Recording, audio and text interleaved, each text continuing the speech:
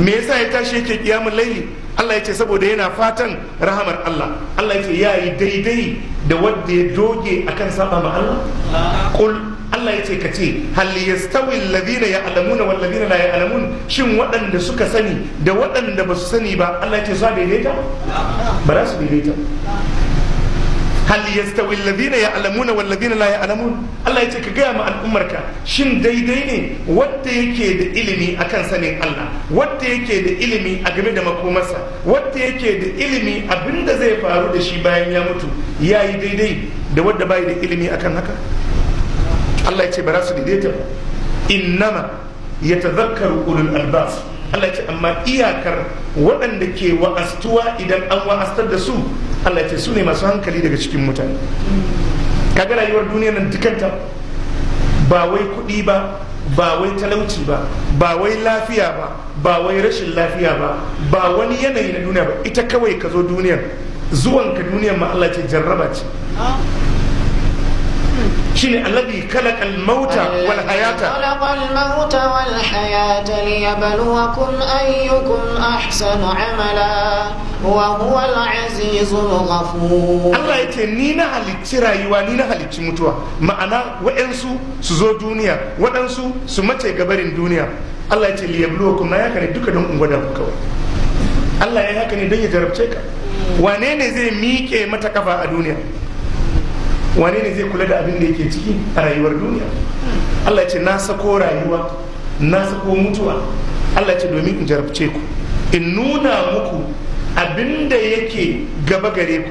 Duk wannan abin da kake gani na kyalkyalin rayuwa da duk abin da ake a suratul kafi Allah yake cewa inna ja'alna 'ala al-ardi zinatan laha linabluwahum ayyuhum ahsanu 'amala. Inna ja'alna ma 'ala al-ardi zinatan laha, Allah yace na saka duk abin da ka gani na burgewa da cinyewa a bayan kasa. Allah yace na saka ne linabluwahum, don in gwada mutane ayyuhum ahsanu amala. A cikinsu wane ne zai kyautata aiki?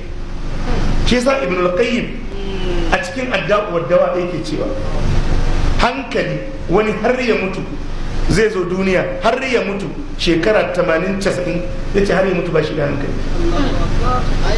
Yace mallakar hankali waɗansu abubuwa ne guda hudu. In ana so a ce wane yayi hankali, to ya zama yana da waɗannan qualities.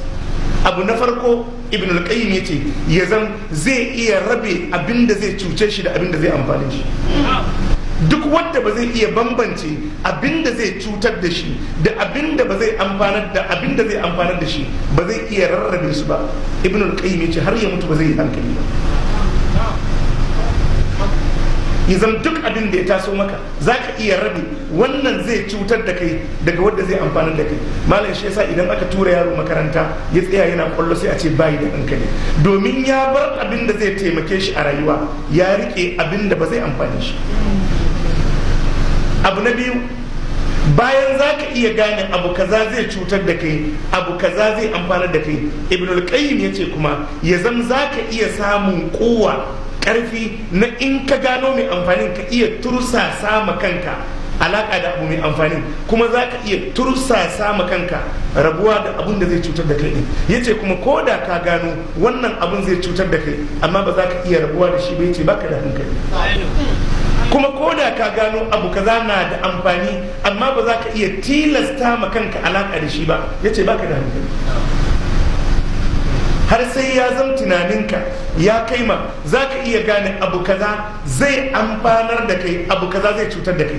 Bayan yanzu za ka iya rarrabe wannan zai cutar, wannan zai amfanar, to kuma ka iya samun karfin da za ka iya tursasa kanka zuwa wajen abu mai amfani, kuma ka iya tursasa ma kanka barin wajen abin da bayi da amfani. Ya ce to anan ne ake ce mutum ya zama mai hankali. A ƙarƙashin wannan nukta Ibn al-Qayyim ya ce ka kiyayi duk wani jin daɗin da zai haifar maka da nadama bayan ka mutu. Duk abin da zaka samu a duniya in zai zama maka matsala bayan ka kwanta a kabari, yace ka bar abin. Idan baka gane haka ba, yace baka da hankali. Idan baka gane haka ba, baka da hankali. In dai har baka san ka yarda akwai Allah, ka yarda alqur'ani gaskiya ne, ka yarda za a kwanta a kabari, ka yarda za a yi tashin alkiyama, ka yarda idan ka cuci wani za a biya shi ranar kiyama, kuma baka bar cutan ba. Ya ce wannan ya nuna baka da hankali. Da kana musun ba za a yi tashin kiyama ba ne, ya ce to ta zo maka da sauki. Kaga in ma za a kama kan, za a kama ka ne kwatsam, amma ka yarda akwai tashin kiyama.